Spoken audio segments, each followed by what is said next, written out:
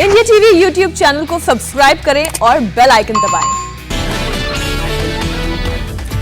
देश में कोरोना ने तोड़े इस साल के सारे रिकॉर्ड। पिछले 24 घंटे के अंदर 39,643 नए केस आए, 155 संक्रमितों की मौत। महाराष्ट्र में कोरोना ने फिर पकड़ी पुरानी रफ्तार। इस साल पहली बार एक दिन में मिले हैं 25,000 से ज्यादा मरीज, 58 लोगों की मौत। एक दिन पहले भी मिले हैं 23,000 से ज्यादा केस। मुंबई में भी टूटा इस साल का रिकॉर्ड। एक दिन में 2,788 लोग पाए गए कोरोना पॉजिटिव। पुणे में 4,965 कोरोना केस की हुई है पुष्टि। 24 घंटे में 31 लोगों की मौत। नागपुर में कोरोना हुआ बेलगाम। 24 घंटे में 3,796 केसेस, 23 लोगों ने गंवाई जान। नागपुर में लॉकडाउन के दौरान चालान काटने पर स्कूटी सवार एक महिला ने मचाया हंगामा। नियम तोड़ने पर हुआ था चालान, पुलिस ने दर्ज किया केस। महाराष्ट्र में कोरोना केस को लेकर सीएम की high level meeting. Health minister Rajesh Tope और हेल्थ सेक्रेटरी भी शामिल। मध्य प्रदेश ने महाराष्ट्र से आने जाने वाली बसों पर लगाई रोक। 20 मार्च से 31 मार्च तक आवाजाही बंद। दिल्ली में भी कोरोना केस में बढ़ोतरी जारी और 607 लोग पाए गए कोरोना पॉजिटिव। 24 घंटे में एक मरीज की जान गई। दिल्ली के सीएम केजरीवाल का ऐलान है, दिल्ली में 1.25 लाख लोगों को रोजाना लगेंगे टीके। वैक्सीनेशन सेंटर भी 2 गुना होंगे। दिल्ली में सुबह 9 बजे से रात 9 बजे तक लगेंगे कोरोना के टीके। एसओपी का होगा कड़ाई से पालन। सीएम केजरीवाल ने केंद्र को लिखी चिट्ठी, कहा 18 साल से ज्यादा उम्र के लोगों को टीका लगाने की छूट मिले।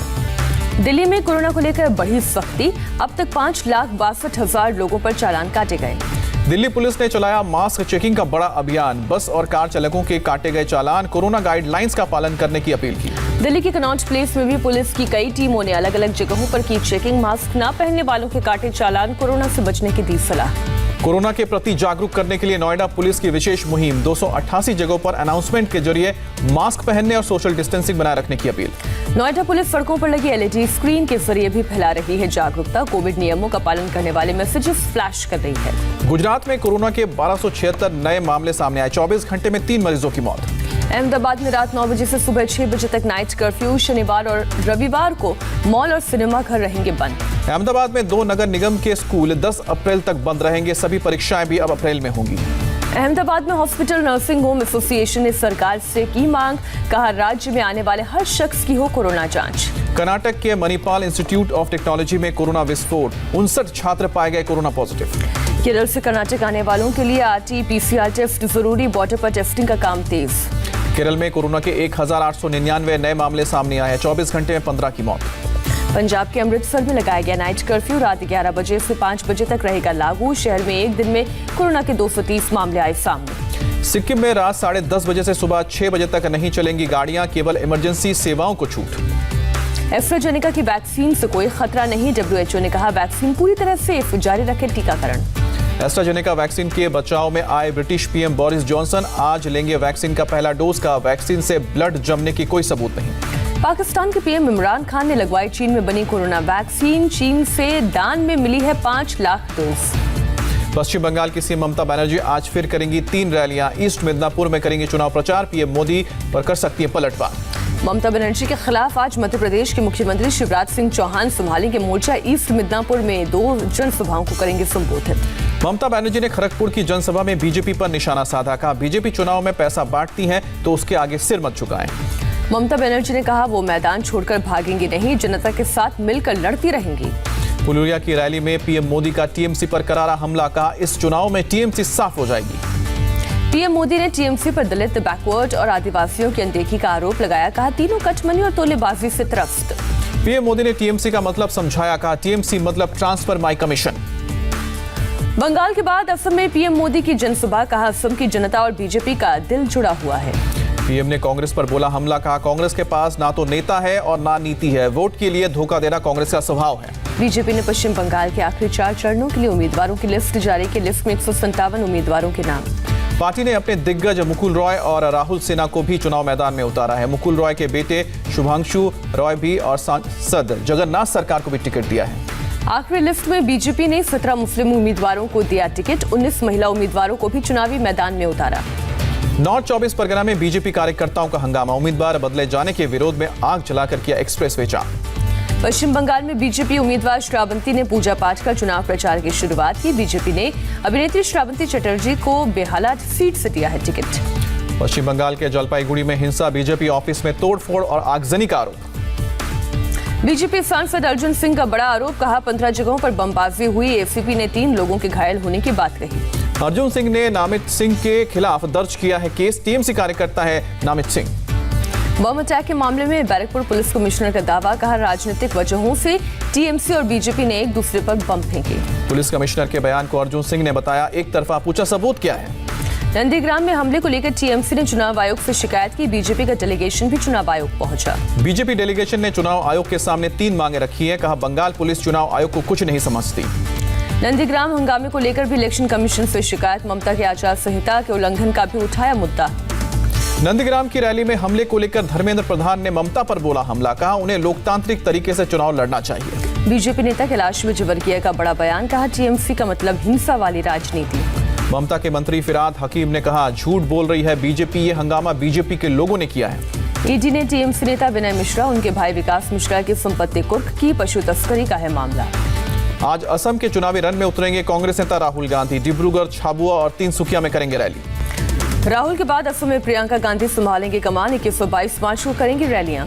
तमिलनाडु के बीजेपी अध्यक्ष एल मुरुगन ने चुनाव के लिए पर्चा, धरमपुर सीट से नामांकन। तमिलनाडु में बीजेपी नेता खुशबू सुंदर ने भी पर्चा दाखिल किया, 1000 लाइट्स विधानसभा सीट से लड़ रही है चुनाव। रामायण में राम का किरदार निभा चुके अभिनेता अरुण गोविल हुए बीजेपी में शामिल, दिल्ली की सदस्यता ली। तीरथ सिंह रावत के जीन्स वाले बयान पर प्रियंका ने आरएसएस के कार्यकर्ताओं की फोटो शेयर की, लिखा इनका घुटना भी दिख रहा है। राहुल गांधी का बड़ा बयान, कहा मेरा 2 मिनट का मौन बीजेपी को स्वीकार नहीं, लेकिन मैं उनसे नहीं डरता। मनसुख मर्डर केस में मुंबई एटीएस ने 3 सीनियर पुलिस अधिकारियों से पूछताछ की, 1 इंस्पेक्टर क्राइम ब्रांच में और 2 इंस्पेक्टर थाने में तैनात। मनसुख मर्डर केस में एनआईए के बाद अब महाराष्ट्र एटीएस सचिन वाजे के कस्टडी की मांग करेगी। सचिन वाजे की अर्जी पर एटीएस आज कोर्ट में रखेगी अपना पक्ष। सचिन वाजे केस में एनआईए जांच तेज, कलीना लैब से फॉरेंसिक टीम एनआईए दफ्तर पहुंची, वाजे से मिले कपड़ों की फॉरेंसिक जांच। एंटिलिया केस में इंडिया टीवी के हाथ लगी एक्सक्लूसिव सीसीटीवी फुटेज, सचिन वाजे के साथ किसी और के शामिल होने का शक। सीसीटीवी फुटेज के मुताबिक इनोवा कार को ले जाने वाला और वापस लाने वाला शख्स अलग अलग एनआईए भी कर रही है जांच। मुंबई में एनआईए दफ्तर लाए गए लैंड क्रूजर के मालिक को इंडिया टीवी ने ढूंढ निकाला। शिवसेना नेता विजय गणपत भोसले के नाम रजिस्टर है कार, बेटे ने एक ऑनलाइन कंपनी को कार बेचने की बात कही। राज्यसभा में इंश्योरेंस अमेंडमेंट बिल 2021 पास, विदेशी निवेश को 74% तक बढ़ाने का रास्ता साफ। फसल बीमा योजना की तारीफ वाले खत का पीएम ने जवाब दिया, कहा करोड़ों किसान उठा रहे हैं लाभ।